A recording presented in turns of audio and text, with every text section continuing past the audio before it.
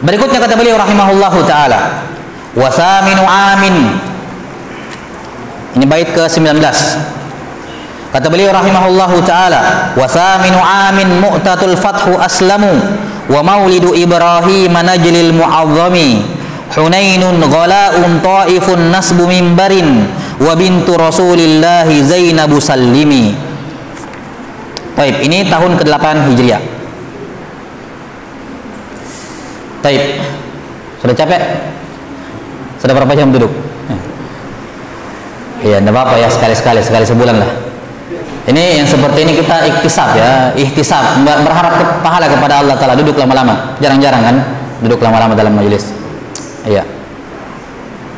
Yang seperti ini ya kita ihtisab, mengharap pahala dari Allah Subhanahu wa taala, dan niatkan juga sebagai itikaf.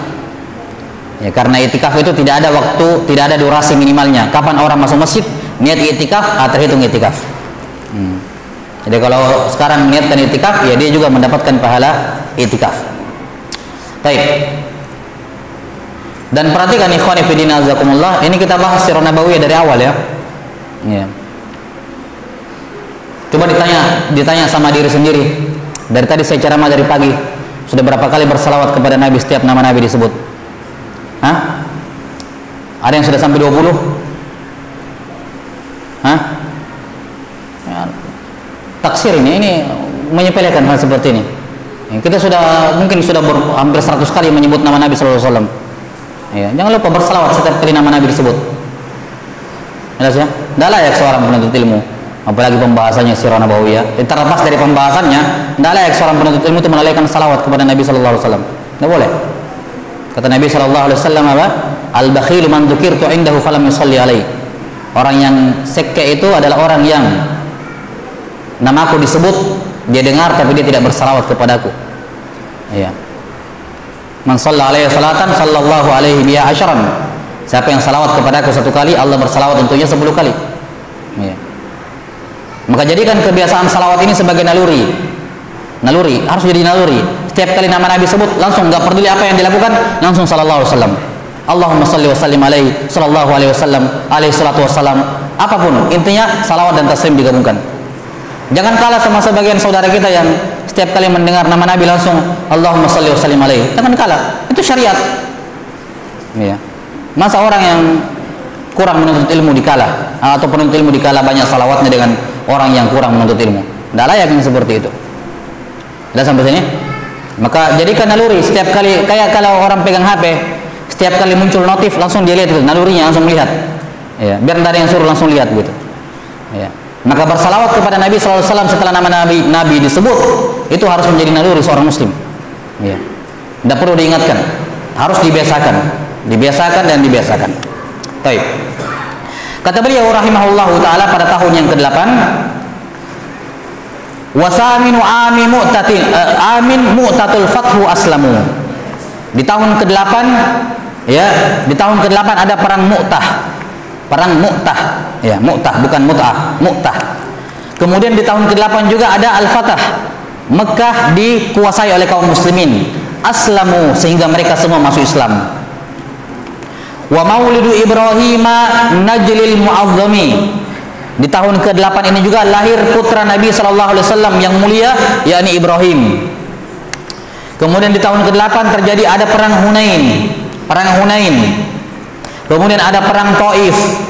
Perang Taif. Kemudian tahun ke-8 pembuatan mimbar Nabi sallallahu alaihi wasallam. Pembuatan mimbar Nabi sallallahu alaihi wasallam. Kemudian di tahun ke-8 juga meninggalnya putri Nabi sallallahu alaihi wasallam, Zainab. Iya, putri Rasulullah sallallahu alaihi wasallam. Baik. Kesimpulan kejadian di tahun ke-8 ini, yang pertama ada beberapa peperangan yang terjadi di tahun ke-8 Hijriah. Yang pertama perang Mu'tah, yang kedua perang Hunain, yang ketiga perang Taif, dan yang keempat Fathu Makkah. Makkah berhasil direbut dari kaum musyrikin. Kemudian di tahun ke-8 ini ada kelahiran Ibrahim, putra Nabi sallallahu alaihi wasallam, dan kematian Zainab, putri Nabi sallallahu alaihi wasallam. Kemudian ada pembuatan mimbar. Ya, Nabi sallallahu alaihi wasallam dibuatkan mimbar di sini. Baik. Kata beliau rahimahullahu taala, wasaminu amin. Tahun yang ke-8 ada perang Mu'tah yang pertama. Perang Mu'tah. Baik. Perang Mu'tah ini, Mu'tah ini bukan ghazwa ya, bukan perang, tapi syariah. Apa tadi syariah? Ya, ekspedisi perang. Nabi mengutus tapi Nabi tidak ikut. Ya, itu syariah namanya. Total syariah ada 47, sebagian mengatakan sampai 50. Nah, kita akan terangkan nanti insyaallah. Baik. Jadi ini namanya apa? Syariah Mu'tah. Syariah Mu'tah. Jadi bukan perang tapi syariah. Ini terjadi pada bulan Jumadil Akhir pada tahun 8 Hijriah. Iya. Di sini terdapat tanda kenabian Nabi sallallahu alaihi wasallam. Live disiarkan live secara langsung. Iya. Nabi melihat perang itu dari jarak jauh. Iya. Ini perang Mu'tah. Nabi sallallahu alaihi wasallam ceritakan kepada para sahabat. Dilipat bumi dari Nabi sallallahu alaihi wasallam, di depan Nabi dilipat semuanya sehingga beliau bisa melihat kejadian jarak jauh. Ya, kejadian jarak jauh. Ya. Ini menunjukkan bahwa dari zaman dahulu, ya, kalau orang bisa menganggap mustahil, bahkan menganggap sihir perjalanan dari malam hari dari Masjidil Haram ke Baitul Maqdis, dari Makkah ke Palestina, mustahil. Di zaman sekarang tidak ada yang terlalu gampang. Tidak perlu lagi 1 malam kalau mau dari Makkah ke Baitul Maqdis. Ya. Ini menunjukkan kepada kita bahwa sesuatu yang dianggap tidak masuk akal oleh sebagian orang itu hanya karena itu belum terjadi saja, akalnya belum sampai ke sana. Ya kan? Iya. Masalah perjalanan jarak cepat Nabi sudah lakukan, diperlihatkan kepada beliau apa? Iya, kejadian dia di Mu'tah ketika itu. Beliau di Madinah, beliau lihat kejadian di Mu'tah. Ya kan? Iya. Maka ini perjalanan cepat sudah ada di zaman Nabi bahwa itu memungkinkan terjadi. Dan terbukti di zaman sekarang, ya, pesawat, kereta cepat dan semacamnya, ya, itu terjadi. Nah, taib, kata beliau atau disebutkan di sini bahwa syariah Mu'tah terjadi di bulan Jumadil Akhirah. Dalam riwayat Al-Bukhari, ya, dari Anas bin Malik radhiyallahu anhu, beliau Nabi SAW menceritakan, ini sahabat lagi duduk-duduk, ya, kemudian Nabi ceritakan secara langsung kejadian dari sana.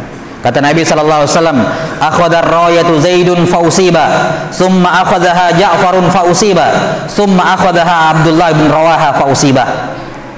Bendera apa namanya itu? Kalau bendera perang apa namanya? Panji, ya, panji perang. Panji perang dipegang oleh Zaid. Zaid di sini adalah Zaid ibnu Harisah. Zaid ibnu Harisah. Iya. Kemudian sampai dia terbunuh. Iya. Jadi panglima perang Zaid, kemudian terbunuh. Setelah terbunuh, benderanya, panjinya diambil oleh apa? Ja'far. Ini Ja'far bin Abi Thalib. Diambil, dilanjutkan kepemimpinannya oleh Ja'far bin Abi Thalib, berperang dengan gagah berani sampai Ja'far juga terbunuh. Sampai Ja'far juga terbunuh. Ya. Kemudian apa? Diambil lagi oleh Abdullah bin Rawaha. Diambil lagi oleh Abdullah bin Rawaha. Ini menunjukkan bendera itu bukan perkara sembarangan. Itu tidak boleh jatuh ke tanah, itu bendera panji itu. Panji perang tidak boleh jatuh ke tanah. Pokoknya kalau yang pegang bendera mati sebelum jatuh ke tanah diambil.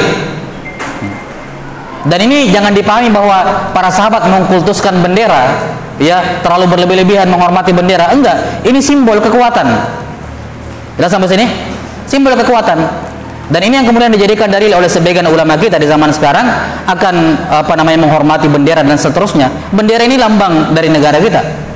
Negara kita. Ya, itu bukan bentuk gulu berlebih-lebihan ketika dihormati dan semacamnya, dan juga bukan bentuk tabut, bukan bentuk ibadah sama sekali. Siapa orang beribadah dengan hormat bendera? Tidak ada. Tapi bentuk penghormatan. Bentuk apa? Penghormatan. Jelas sampai sini? Mereka berdalil dengan kisah ini. Panji perang ini. Ya, wallahu a'lam bishawab. Ala kulli hal itu ada fatwa di sebagian ulama seperti itu berdalil dengan penghormatan atau penjagaan terhadap panji, bahwa panji perang itu dijaga baik-baik, dihormati, jangan sampai jatuh ke tanah. Iya. Kalau panji perang seperti itu apalagi bendera negara. Iya. Dan kalau negaranya negara muslim, maka termasuk ya cinta kepada Allah Subhanahu wa taala ya adalah menjaga, membela negaranya. Menghormati negaranya, menghormati pemimpin negaranya dan membela negaranya. Jelas sampai sini? Baik. Maka Nabi SAW menceritakan Zaid bin Harithah yang memegang panji terbunuh. Ya, sebelumnya diambil oleh Ja'far. Ja'far terbunuh, diambil lagi oleh Abdullah bin Rawaha. Beliau menceritakan ini sambil berkaca-kaca matanya, karena beliau lihat langsung kematian sahabat-sahabat yang mulia ini sallallahu alaihi wasallam. Kemudian summa akhadaha Khalid ibn al-Walid min ghairi imrah fa fataha Allahu alaihi. Kemudian setelah Abdullah bin Rawaha terbunuh, panji dipegang oleh Khalid ibn al-Walid tanpa ragu-ragu sampai Allah memenangkan mereka. Yani perang Mu'tah berhasil dimenangkan oleh kaum muslimin melalui perantaraan Khalid ibn al-Walid, walaupun 3 orang sahabat sebelumnya terbunuh radhiyallahu taala anhum ajmain. Baik, kemudian setelah Sariyah Mu'tah ada Al-Fathu Aslamu, yakni apa? Fathu Makkah. Ini yang tersebut dalam firman Allah Subhanahu wa taala, "Idza jaa nasrullahi wal fath", yakni Fathu Makkah. "Idza jaa nasrullahi wal fath wa ra'aitan nasa yadkhuluna fi dinillahi afwaja." Kalau engkau wahai Muhammad telah melihat pertolongan Allah dan kemenangan, yakni Mekah sudah direbut oleh kaum muslimin, wa ra'aitan nasa yadkhuluna fi dinillahi afwaja, dan kamu wahai Muhammad sudah melihat manusia berbondong-bondong masuk ke dalam Islam, maka kapan kamu lihat 2 tanda ini? Mekah dikuasai dan orang berbondong-bondong masuk Islam, fadzalika alamatu ajalik, maka itu tanda dekatnya kematian kamu wahai Muhammad. Maka turunnya surah An-Nasr adalah penanda bahwa ajal Nabi sudah dekat, kata Ibnu Abbas radhiyallahu anhu. Nah, karena ajal kamu sudah dekat wahai Muhammad, fasabbih bihamdi rabbika wastaghfir, banyak-banyaklah bertasbih, banyak-banyak memuji Allah, banyak-banyak apa? Beristighfar, innahu kana tawwaba. Menunjukkan bahwa orang kalau sudah berumur, usia sudah berumur, walaupun muda bukan jaminan tidak mati, tapi kalau orang sudah lama umurnya, akhir-akhir umur, ikuti perintah Allah kepada Nabi Muhammad SAW. Tanda kematian kamu sudah dekat, maka banyak-banyak ya fasabbih bihamdi rabbika wastaghfir. Baik. Sudah ya. Jadi ini Fathu Makkah. Aslamu, mereka rombongan masuk Islam. Jadi Fathu Makkah, dikuasainya Makkah pada tahun ke-8 Hijriah. 6. Dan terjadi peperangan di sini, terjadi bentrok antara kaum muslimin dengan musyrikin Quraisy. Nah, sebelum mereka keluar, sebelum kaum muslimin keluar dari Madinah, ya, orang-orang di sekitar Mekah dan sekitar Madinah dari suku-suku kecil ataupun kabilah-kabilah orang-orang musyrikin itu sudah punya niat masuk Islam. Nah, kita masuk Islam saja. Ini sudah mulai besar Madinah ini, sudah kuat sudah ini. Ya. Tapi ketika mereka mendengarkan kabar bahwa Madinah akan menyerang Mekah, mereka mengatakan tunggu dulu, kita pending dulu masuk Islamnya. Kita tunggu dulu hasil perang ini. Kalau Madinah yang menang, kita ikut. Kita masuk Islam sebagaimana niat awal.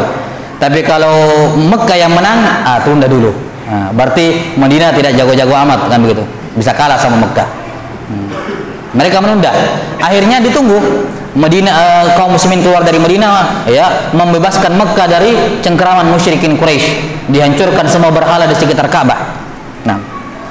Nah, ketika mereka melihat bahwa Madinah berhasil membebaskan Mekah, barulah wa ra'aitan nasa yadkhuluna fi dinillahi afwaja. Mereka pun berlomba-lomba, berbondong-bondong masuk ke dalam Islam dengan mengirimkan utusan-utusannya masing-masing.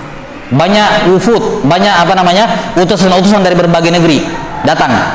Ya, karena itulah tahun ini, tahun ke-8 Hijriah, dikenal dengan istilah Amul Wufud, tahun datangnya rombongan-rombongan yang menyatakan keislamannya.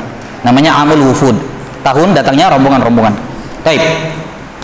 Kemudian wa maulidu Ibrahim najrul mu'azzami, tahun ke-8 Hijriah lahirlah Ibrahim dari budak Nabi SAW, Maria radhiyallahu taala anha, Maria Al-Qibtiyah, yang merupakan hadiah dari Al-Muqawqis tadi. 6. Dan Ibrahim ini merupakan putra atau anak terakhir Nabi SAW. Anak terakhir Nabi SAW. Nabi SAW memiliki 7 orang anak. Nabi SAW memiliki 7 orang anak, 3 laki-laki, 4 perempuan. 3 laki-laki, 4 perempuan. Anak yang pertama namanya Al-Qasim. Anak yang pertama namanya Al-Qasim. Dan dari nama ini, anak sulungnya Nabi, nama anak tertuanya Nabi namanya Al-Qasim. Makanya kunyah Nabi kan Abul Qasim, dari nama anak tertuanya beliau, Al-Qasim. Al-Qasim ini meninggal masih kecil. Nabi Muhammad kelihatannya belum jadi nabi ketika itu, belum jadi nabi, belum diangkat jadi nabi, meninggal ketika kecil Al-Qasim ini.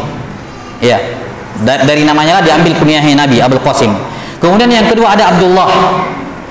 Abdullah, ya, yakni anak yang pertama lahir setelah beliau jadi Nabi. Jadi zahirnya Al-Qasim lahir sebelum beliau jadi Nabi. Abdullah anak pertama setelah beliau jadi Nabi. Makanya Abdullah juga digelari dengan At-Thayyib, yang baik. Yang baik.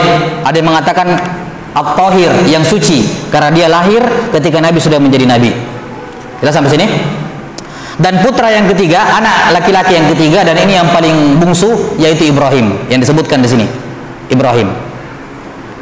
Baik. Adapun anak perempuan ada 4. Ada 4 anak perempuan. Yang pertama Zainab bintu Rasulullah SAW yang meninggal tadi baru-baru disebutkan. Di tahun ini akan disebutkan ini. Zainab tahun 8 Hijriah meninggal. Ya, Zainab ini menikah dengan Abul As ibnu Rabi. Abul As ibnu Ar-Rabi. Mereka memiliki 2 orang anak. Mereka memiliki 2 orang anak, yaitu Ali dan Umamah. Ali dan Umamah. Umamah ini yang digendong oleh Nabi ketika sholat itu. Kalau beliau ruku ditaruh, kalau mau itidal digendong lagi, mau sujud ditaruh lagi, gitu. Ini Umamah. Umamah anak dari Abul As ibnu Rabi yang menikah dengan putri Nabi, siapa? Zainab, ya, bintu Rasulullah SAW. Kemudian putri beliau yang kedua Ruqayyah. Ruqayyah istri pertamanya Utsman bin Affan. Istri pertamanya Utsman bin Affan melahirkan Abdullah. Lahir anak namanya Abdullah. Kemudian meninggal Ruqayyah di tahun kedua Hijriah, sudah berlalu. Meninggal Ruqayyah di tahun kedua Hijriah sesaat setelah perang Badar. Di tahun ketiga Nabi menikahkan Utsman dengan putri ketiganya, yaitu siapa tadi? Ummu Kulsum. Ini putri ketiga Nabi, Ummu Kulsum. Dan yang terakhir adalah Fatimah yang menikah dengan Ali bin Abi Thalib. Ya, para ulama sepakat bahwa yang paling tua adalah Al-Qasim. Ini anak yang paling tua, Al-Qasim. Yang paling bungsu adalah Ibrahim. Adapun masalah anak perempuan mana yang paling tua? Yang paling tua itu Zainab. Setelah itu Ruqayyah. Ini yang paling tua, anak khusus untuk anak perempuan ya. Yang paling tua itu Zainab, baru Ruqayyah. Kemudian antara Ummu Kulsum dengan Fatimah ada khilaf, yang mana yang bungsu. Ada yang mengatakan Ummu Kulsum dulu baru Fatimah, dan ada yang mengatakan Fatimah dulu baru Ummu Kulsum.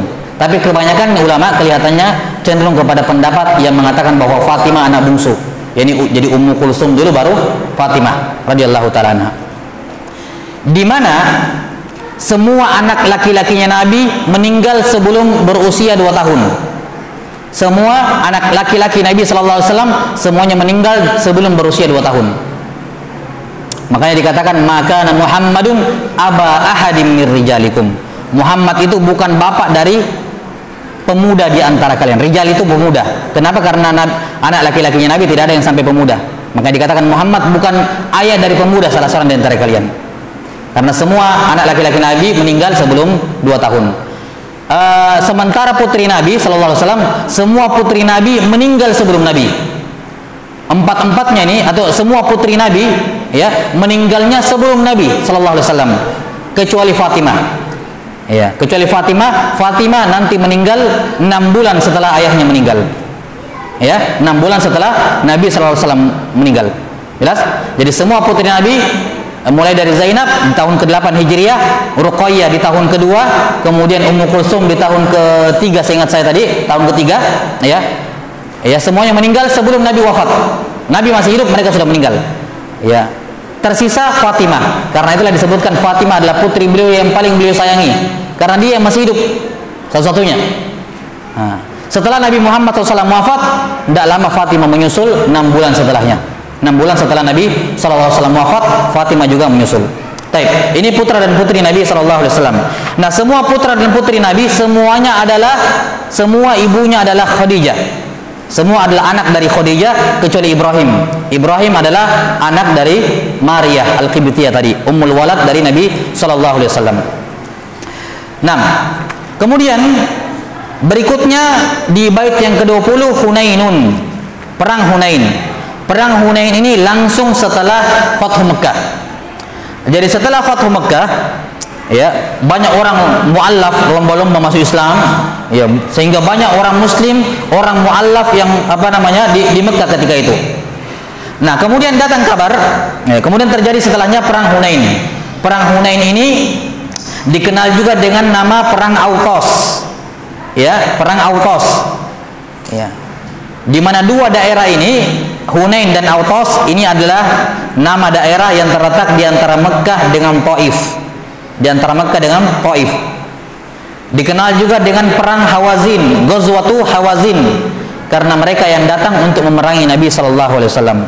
Ya, mereka yang datang atau menjadi lawan kaum muslimin di perang Hunain ini, yakni Banu Hawazin.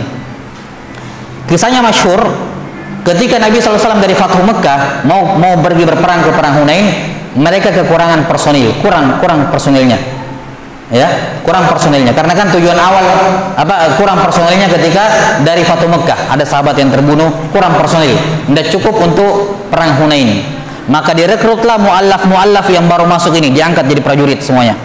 Ya, siapa yang mau ikut berperang, maka mereka baru masuk Islam langsung ikut perang, belum belajar tauhid dengan bagus, dengan baik. Di tengah perjalanan itulah sebagian muallaf ini yang baru masuk Islam melihat pohon bidara. Ya, mereka mengatakan, ya Rasulullah, ij'al lana dzata anwat kama lahum dzatu anwat. Ya Rasulullah, buatkan juga untuk kami bidara sebagaimana mereka punya bidara. Nah, yang mengucapkan ini ya orang-orang yang baru masuk Islam di Fathu Mekah itu, belum belajar tauhid akidah dengan sempurna, sehingga masih ada keyakinan-keyakinan sebelumnya yang kemudian dibersihkan oleh Nabi Shallallahu alaihi wasallam. Jelas ya, ini perang Hunain. Tapi di perang Hunain ini kaum muslimin menderita cukup parah juga, sampai-sampai para ulama berbeda pendapat di perang Hunain ini kaum muslimin menang atau kalah. Sebagian mengatakan menang, sebagian mengatakan kalah, sebagian ulama mengatakan seri. Ya, tidak menang tidak kalah. Ya, kisahnya masyhur ya, bahwa pada awalnya Nabi SAW sudah memerintahkan pasukan pemanah di di bukit itu, di tempat yang tinggi. Kata Nabi SAW, tidak boleh kamu tinggalkan posmu sampai perang berakhir. Pokoknya tidak boleh sampai perang berakhir. Iya. Maka terjadilah peperangan dan kaum muslimin berada di atas angin dengan adanya pasukan pemanah di atas bukit itu, dipanah dari atas sehingga kaum musyrikin tidak bisa menghindar. Akhirnya apa? Mereka kabur, mundur. Banu Hawazin ini mundur. Ketika mereka mundur, mereka meninggalkan harta bawaan mereka ditinggalkan. Akhirnya pemanah ini melanggar perintah Nabi SAW. Sebenarnya pelanggarannya juga bukan pelanggaran dengan sengaja melanggar perintah Nabi, cuman mereka berpikir peperangan sudah usai, saatnya kita turun untuk mengambil ghanimah itu, mengumpulkan. Karena kan diantara peraturan jihad, siapa yang membunuh lawannya di medan jihad, maka barangnya itu yang dia bunuh milik dia. Itu namanya salab. Itu bukan bagian dari ghanimah. Misalnya duel satu lawan satu. Ya, kalau dia berhasil mengalahkan musyrikin ini, maka semua yang dibawa itu diambil. Dia tidak dimasukkan dalam kategori ghanimah yang dibagi-bagi. Enggak, itu jadi milik pribadi. Itu namanya salab. Pasukan pemanah ini karena sudah banyak membunuh orang, mereka berhak dengan salab itu, bukan bagian dari ghanimah. Mereka berpikir ini orang musyrikin sudah kabur, ini sudah pulang, selesai peperangan. Akhirnya mereka turun dari posnya. Ada orang-orang musyrikin yang di belakang kabur, dia menoleh ke belakang, lihat ke belakang, wah, mereka meninggalkan posnya. Akhirnya mereka mutar naik ke atas ke tempat pos tadi, ya, kemudian berbalik mereka menyerang kaum muslimin. Dan yang tadinya awalnya menang mutlak menjadi banyak yang meninggal di perang Hunain. Gara-gara apa? Ya, pasukan pemanah ini yang wallahu alam bisa kita katakan berijtihad dan ijtihadnya salah. Ya, karena menyelisih perintah Nabi Shallallahu alaihi wasallam, dan mereka tentunya tidak bermaksud, cuman mereka berpikir kiranya sudah selesai, tapi ternyata belum selesai. Jelas ya? Ini di perang Hunain. Taib. Perang Hunain ini terjadi pada bulan Syawal. Ya. Terjadi tepat setelah Fathu Mekah ya. Tepat setelah Fathu Mekah. Taib. Kemudian setelahnya Ghalaun. Di sini Ghalaun kelihatannya tashif, salah tulis. Di sebagian nuskhah, di sebagian manuskrip tertulis talahu. Ya, ini setelah Hunain, talahu Taifun. Setelah Hunain ada Taif. Kelihatannya ini yang lebih tepat, bukan Ghalaun. Karena Ghalaun tidak ada artinya. Enggak tahu apa Ghalaun. Ya. Yang benarnya talahu. Ya, ini namanya tashif, salah tulis atau salah lihat ketika disalin. Taib. Setelah perang Hunain ada perang Taif. Perang Taif terjadi pada bulan Syawal. Ingat, karena Fathu Mekah di bulan Ramadan. Di bulan Ramadan. Tidak lama dari Fathu Mekah langsung ke Hunain. Berarti masih Ramadan menyeberang ke Syawal. Dari Hunain sebelum kembali ke Sebelum kembali ke Mekah, mereka menyerang Taif lagi di bulan Syawal. Di bulan Syawal. Taif. Jadi perang Taif ini terjadi di bulan Syawal. Setelah beliau selesai dari perang Hunain, beliau tidak langsung pulang ke Mekah, karena beliau dari perang Hunain niat akan umroh lagi ke Mekah, akan kembali umroh ke Mekah. Cuman sebelum umroh ke Mekah, beliau singgah lagi ke Taif, menyerang Taif. Iya, menyerang Taif.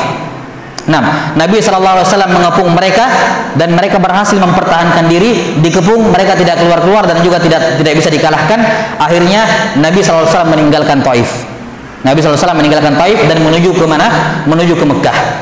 Ya. Nah, ketika tiba di Ji'ranah, beliau umroh dari situ. Makanya dikatakan umroh Ji'ranah. Ini umroh Nabi yang ketiga, tahun ke-8 Hijriah. Namanya umroh Ji'ranah karena beliau ihramnya dari Ji'ranah. Ya, umrohnya ihramnya dari Ji'ranah. Ji'ranah ini tempat antara Mekah dengan Taif. Taib. Kemudian setelah Fathu Mekah, ini pada tahun 8 Hijriah ya. Setelah beliau selesaikan setelah menyelesaikan umroh Ji'ranahnya, beliau pulang ke mana? Beliau pulang ke Madinah. Tapi ingat, Mekah sekarang sudah jadi negara Islam. Sudah jadi negara Islam. Ya. Maka ditunjuklah gubernur di situ oleh Nabi SAW, di mana beliau menunjuk Attab ibnu Asid radhiyallahu anhu. Ya, jadi beliau pulang ke Madinah tapi menyuruh Attab ibnu Asid tinggal sebagai gubernur di Mekah, dan ketika itu beliau masih berumur 20 tahun. Ya, beliau masih berumur 20 tahun. Nah, di sini Attab ibn Asid ini beliau disebutkan berhaji karena beliau menjadi amir gubernur di Mekah, beliau berhaji. Nah, ini yang disebutkan oleh sebagian ulama sebagai haji pertama dalam Islam, yakni pada tahun ke-8 Hijriah dipimpin oleh Attab ibnu Asid radhiyallahu taala. Ya, beliau yang pertama kali menunaikan ibadah haji. Ya, setelah Islam tentunya.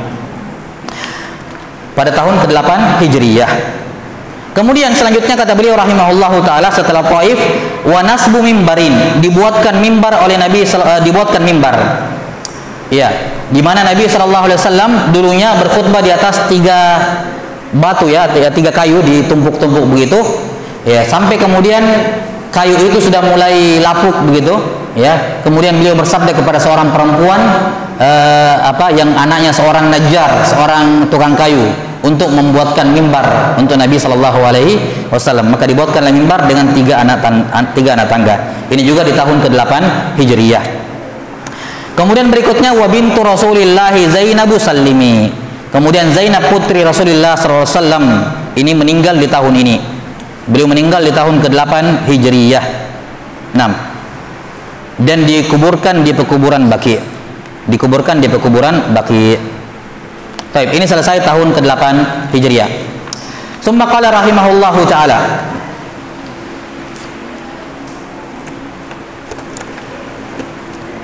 Apa dia?